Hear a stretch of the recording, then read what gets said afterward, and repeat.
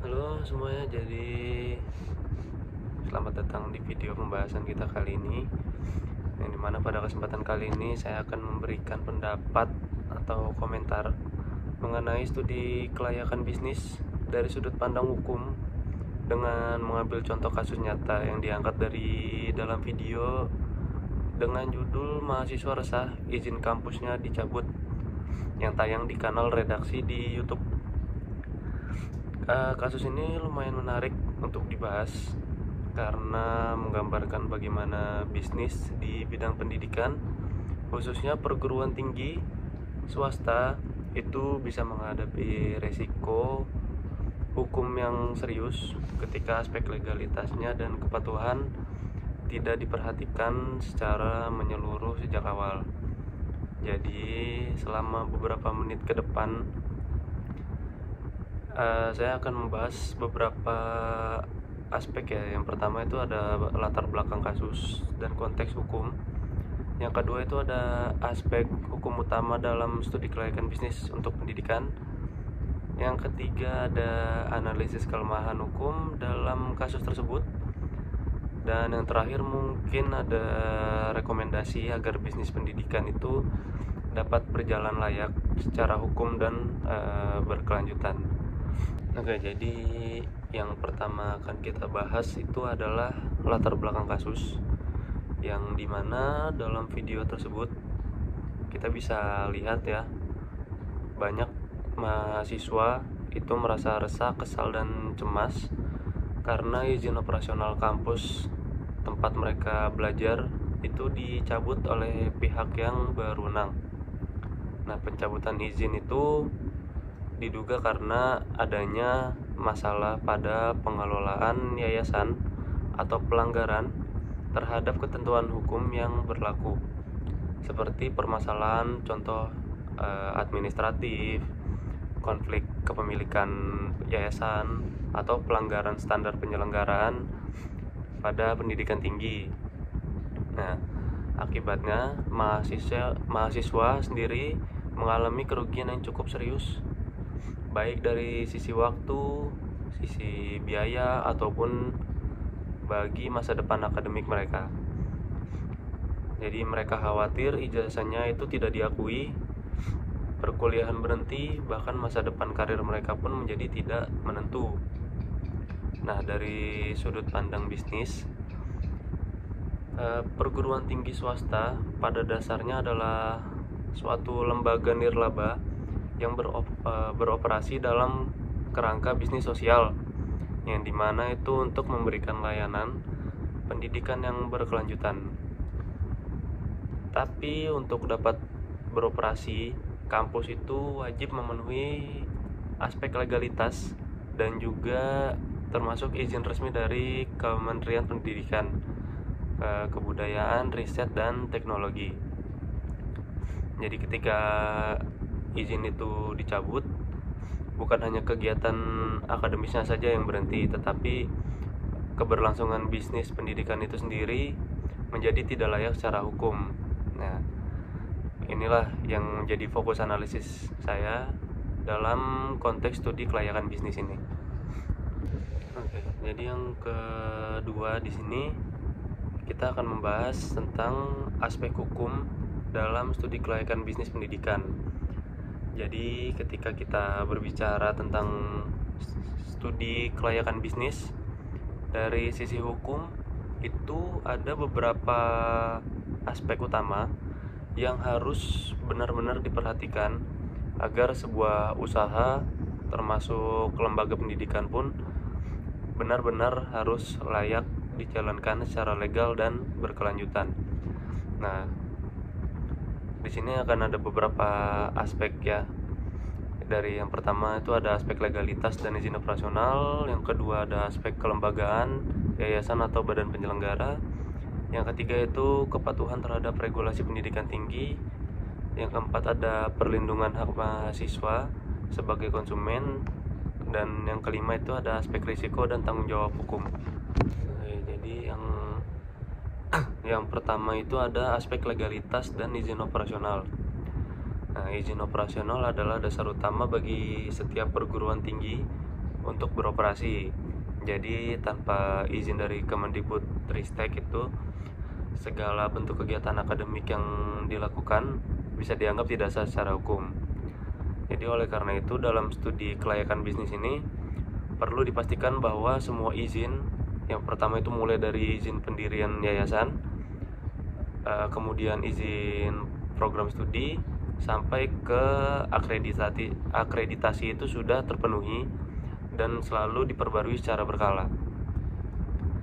Nah, kegagalan memenuhi hal ini, seperti dalam kasus video, dapat mengakibatkan pencabutan izin dan menghentikan seluruh kegiatan kampus.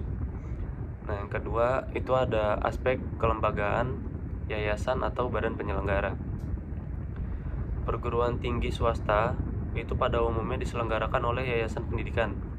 Nah, yayasan ini diatur oleh Undang-Undang Nomor 16 Tahun 2001 tentang yayasan serta perubahannya. Dalam konteks bisnis, struktur yayasan harus transparan dan bebas konflik. Namun seringkali terjadi dualisme kepengurusan, perebutan kewenangan, atau penyalahgunaan dana. Dan hal inilah yang sering menjadi sumber masalah hukum, seperti yang juga terlihat dalam kasus kampus yang izinnya dicabut seperti dalam video tersebut ya. Kemudian yang ketiga, ada kepatuhan terhadap regulasi pendidikan tinggi. Nah, regulasi seperti Permendikbud Nomor 7 Tahun 2020 itu mengatur tata kelola perguruan tinggi swasta dan kerjasamanya. Institusi wajib memiliki pelaporan ke Pangkalan Data Pendidikan Tinggi atau PDDikti, yang dimana harus memiliki dosen tetap yang sesuai dan menjaga standar mutu akademiknya. Nah, jika laporan tidak valid atau tidak memenuhi standar, regulator berhak menjatuhkan sanksi administratif mulai dari teguran hingga pencabutan izin operasional. Nah, selanjutnya yang keempat ada perlindungan hak mahasiswa sebagai konsumen. Nah, mahasiswa dalam hal ini adalah penerima jasa pendidikan dan berhak memperoleh layanan sesuai perjanjian awal. Jadi mereka memiliki hak atas pengakuan ijazah, layanan pendidikan yang berkelanjutan, dan jaminan mutu. Nah, jika suatu kampus gagal memenuhi itu akibat masalah hukum internal, maka mahasiswa dapat menuntut kompensasi, baik secara perdata maupun administratif. Nah, aspek ini harus dipertimbangkan sejak awal dalam studi kelayakan bisnis agar tidak menimbulkan kerugian moral maupun hukum di kemudian hari. Dan yang terakhir, yang kelima adalah aspek risiko dan tanggung jawab hukum. Studi kelayakan bisnis yang baik tidak hanya menilai keuntungan, tetapi juga menganalisis risiko hukum dan perizinannya. Misalnya, risiko konflik kepengurusan, risiko pencabutan izin, risiko reputasi, serta potensi gugatan dari mahasiswa. Jadi tanpa mitigasi yang baik, risiko ini bisa menggagalkan seluruh operasional lembaga. Nah, kemudian di bagian selanjutnya kita masuk ke analisis kasus dari aspek hukum. Jadi kita coba lihat ya, bagaimana aspek-aspek hukum tadi yang kita bahas itu berhubungan langsung dengan kasus yang ada dalam video tersebut. Nah, yang pertama itu dari sisi izin operasional. Kampus yang izinnya dicabut berarti telah gagal memenuhi salah satu syarat legalitas utama. Karena dalam bisnis pendidikan, kehilangan izin berarti kehilangan hak untuk beroperasi. Nah, secara hukum, lembaga tersebut tidak lagi memiliki dasar untuk menjalankan kegiatan akademik, menerima mahasiswa baru, ataupun menerbitkan suatu ijazah. Kemudian yang kedua itu ada dari sisi tata kelola yayasannya. Nah, kasus ini menunjukkan adanya kelemahan dalam manajemen organisasi.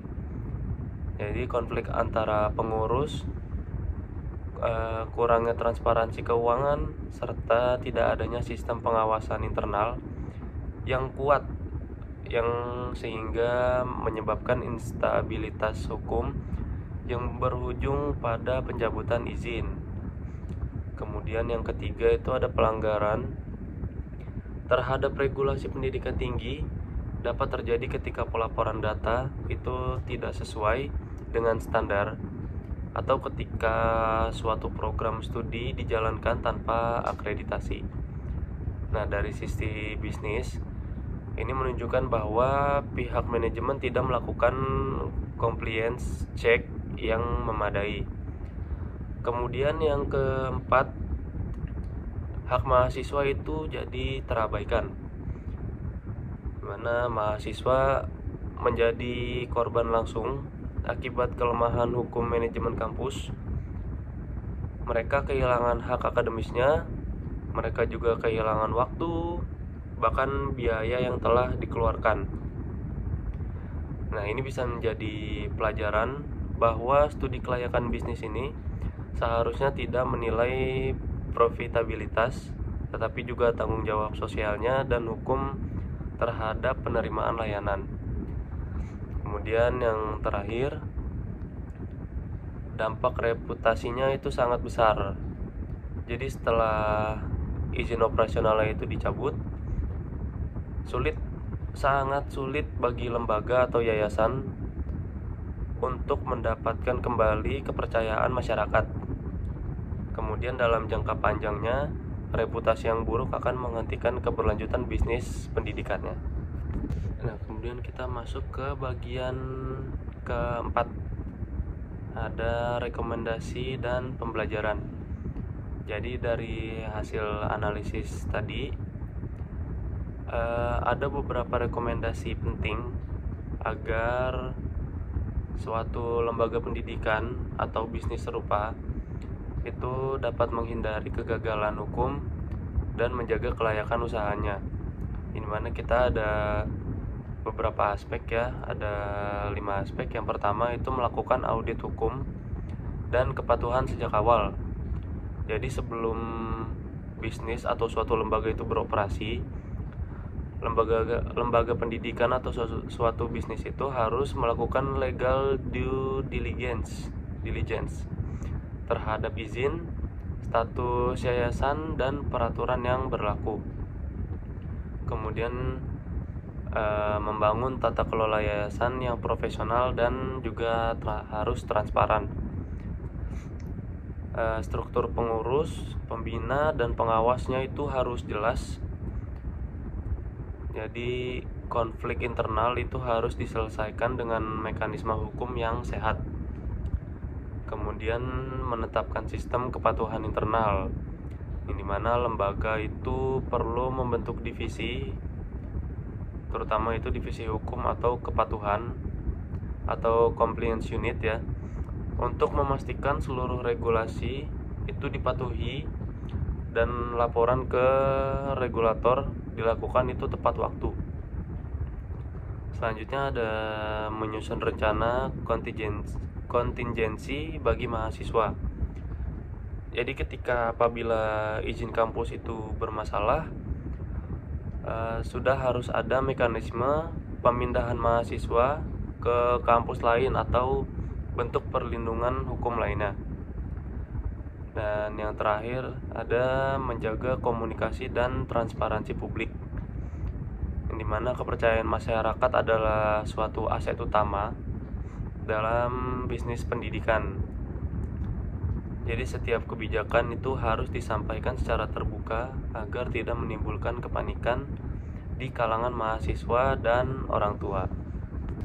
Jadi dari beberapa pembahasan yang saya jelaskan di awal, itu kita bisa mengambil kesimpulan ya, yang mana kita bisa mengambil banyak pelajaran bahwa bisnis pendidikan itu tidak bisa hanya dilihat dari sisi keuntungan finansialnya saja.